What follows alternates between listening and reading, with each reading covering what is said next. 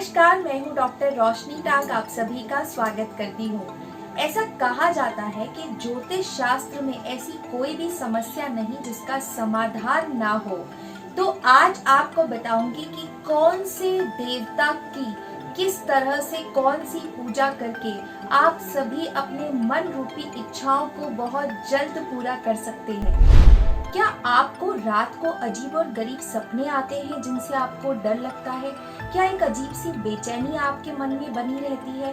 क्या आप अपनी जॉब को लेके सेटिस्फाई फील नहीं कर रहे हैं? उसे स्विच तो करना चाहते हैं लेकिन आपका मन नहीं बना पा रहे हैं? क्या आप राजनीति में हैं? क्या उसकी वजह से आपकी चिंता बढ़ती जा रही है?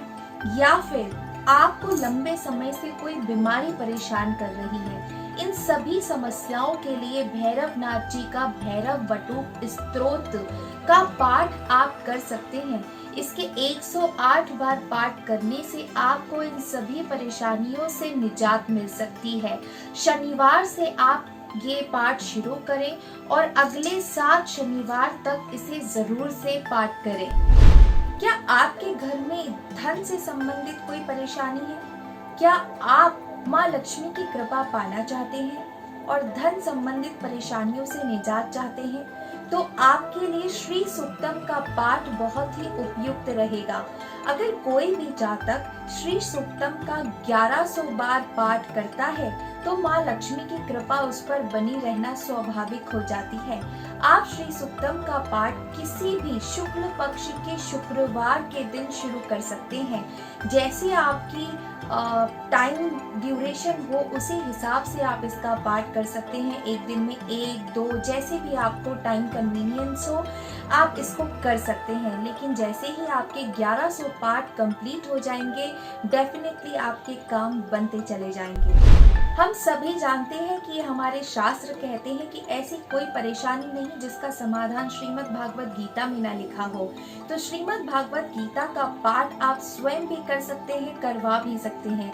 इसको करने से या करवाने से घर में हर तरीके का कष्ट, हर तरीके की परेशानी दूर हो जाती है, दोष भी नष्ट हो जाते हैं। इसको करने से, सुनने से या करवाने से आपके भाग्य का भी उदय होता है।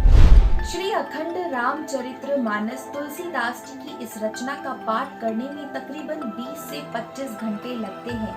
आप इसे स्वयं खुद भी कर सकते हैं और किसी और से करवा भी सकते हैं। आप इसे टुकड़ों में भी कर सकते हैं। इसको करने से समाज में आपकी कीर्ति बढ़ती है, आपका यश बढ़ता है, आपको मान सम्मान मिलता है। इसके साथ ही यदि आपके घर में किसी तरीके का भी कलेश हो तो ग्रह कलेश भी दूर होता है।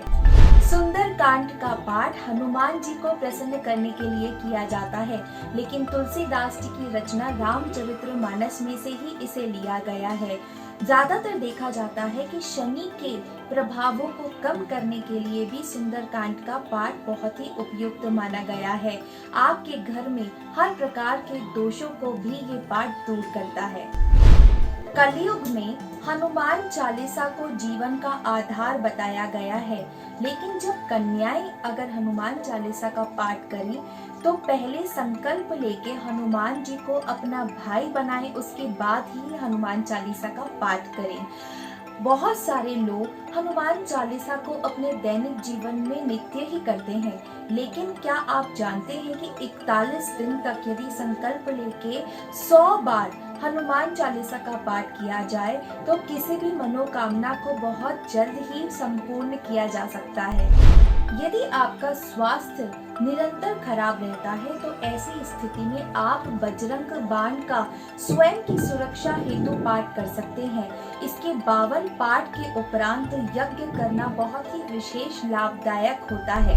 यदि आपके घर में सुख शांति की कमी महसूस करते हैं तो आपको निश्चय ही विष्णु सहस्त्र नाम का पाठ करना चाहिए।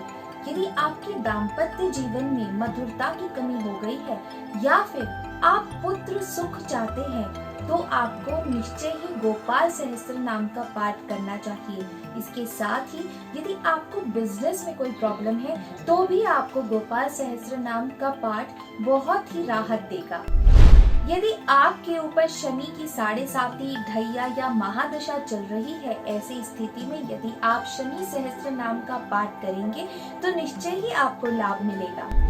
10 महादेवियों में से एक है माँ ललिता त्रिपुरा सुंदरी, जिन्हें दुर्गा का ही रूप कहा गया है। ये सभी देवियां दुर्गा का ही रूप है। इनमें से माँ ललिता त्रिपुरा सुंदरी का अगर ललिता सहस्त्र नाम किया जाए तो लंबी चली आई बीमारियों से निजात मिलता है। यदि आप कोर्ट केस से संबंधित किसी प्रॉब्लम में फंसे हुए या अनजाने शत्रु का भय आपको सताता रहता है तो माँ बगुला मुखी की पूजा अर्चना करने से आपको विशेष लाभ हो सकता है। ये जितनी भी पूजाएं मैंने आपको बताई हैं ये आप स्वयं कर सकते हैं, किसी से करवाने की कोई ज़रूरत नहीं है। ईश्वर हमारे भावों का भूखा होता है, जैसे भाव से हम उन्हें याद करते हैं, भजते हैं, वैसे ही परिणाम वो हमें देते हैं। उम्मीद करती हूँ आप सभी की मनोकामनाएं जल्द से जल्द पूरी हों। जय श्री महाकाल।